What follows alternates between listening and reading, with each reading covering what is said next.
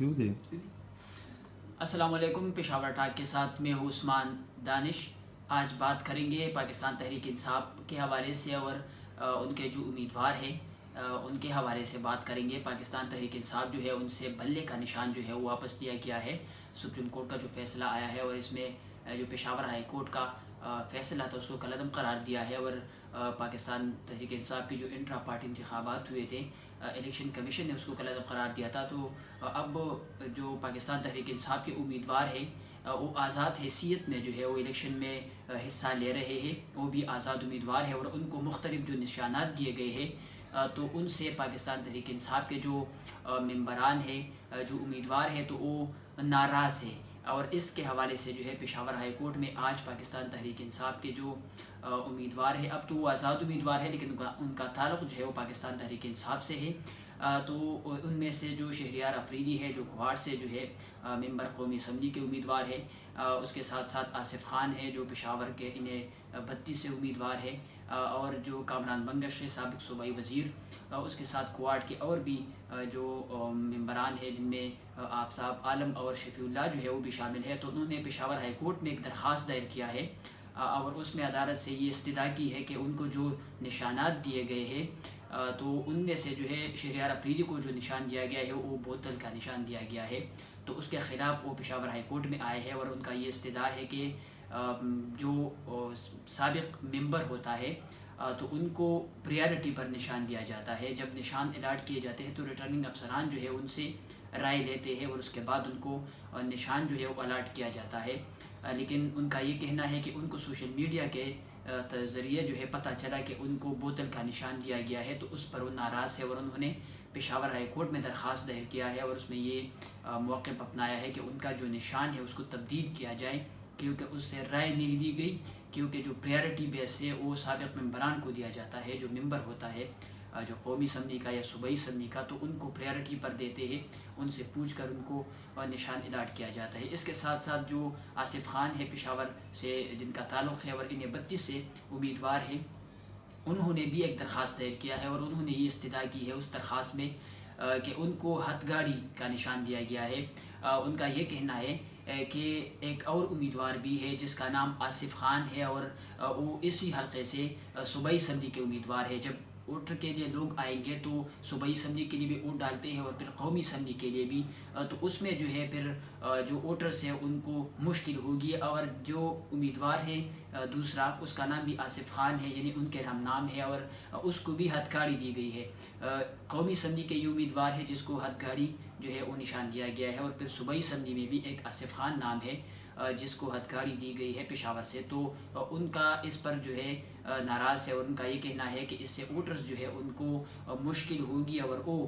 پہچان نہیں سکیں گے کہ میں کس کو ووٹ دے رہا ہوں۔ اس کے ساتھ جو کامران بنگش ہے انہوں نے بھی درخواست دائر کیا ہے، وہ بھی پشاور کے حلقے سے جو ہے صوبائی اسمبلی کے امیدوار ہے۔ ان کا یہ کہنا ہے کہ ان کے حلقے کے ان کو وائلن جو ہے وہ نشان دیا گیا ہے، اور ان کا یہ کہنا ہے کہ ان کے مقابلے میں ایک اور امیدوار بھی ہے، آزاد امیدوار ہے، اور ان کو باجا جو ہے باجے کا نشان دیا گیا ہے، اور ان کا یہ کہنا ہے کہ ان کا نام بھی کامران ہے، کامران جو ہے ان کا نام بھی اس سے شروع ہوتا ہے۔ تو ان کا یہ کہنا ہے کہ جو باجا اور جو وائلن ہے ان دونوں میں سملرٹیز ہے، یعنی وہ نشان جب بیلٹ پیپر پر ہوگا تو پھر ووٹرز کو ان میں سے جو ہے فرق کرنا جو ہے وہ مشکل ہوگا، تو وہ بھی اس کے خلاف آئے ہوئے ہیں۔ اس کے ساتھ ساتھ آفتاب عالم جو ہے ان کو بینگن کا نشان دیا گیا ہے اور وہ اس پر ناراض ہے کہ ان کو بینگن کا نشان کیوں دیا گیا ہے۔ اس کے ساتھ جو شفیع اللہ ہے وہ بھی پاکستان تحریک انصاف کے ان کا تعلق ہے اور آزاد امیدوار ہے اس وقت، تو ان کا بھی یہ کہنا ہے کہ ان کو گوبھی کا نشان دیا گیا ہے اور وہ بھی اس سے ناراض ہے، اور ان کا یہ کہنا ہے کہ جو ریٹرننگ افسران ہے انہوں نے کوئی رائے نہیں لی،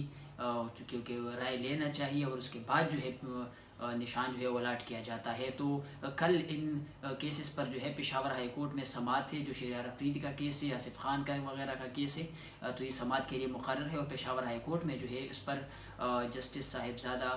اسد اللہ اور اعجاز خان جو ہے اس پر مشتمل 2 رکنی بینچ اس پر سماعت کرے گا، اور اس کے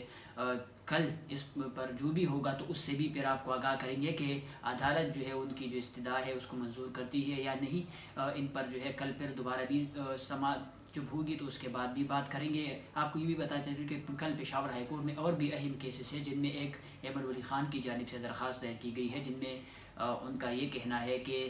صوبائی حکومت جو سابقہ حکومت ہے پاکستان تحریک انصاف کی، انہوں نے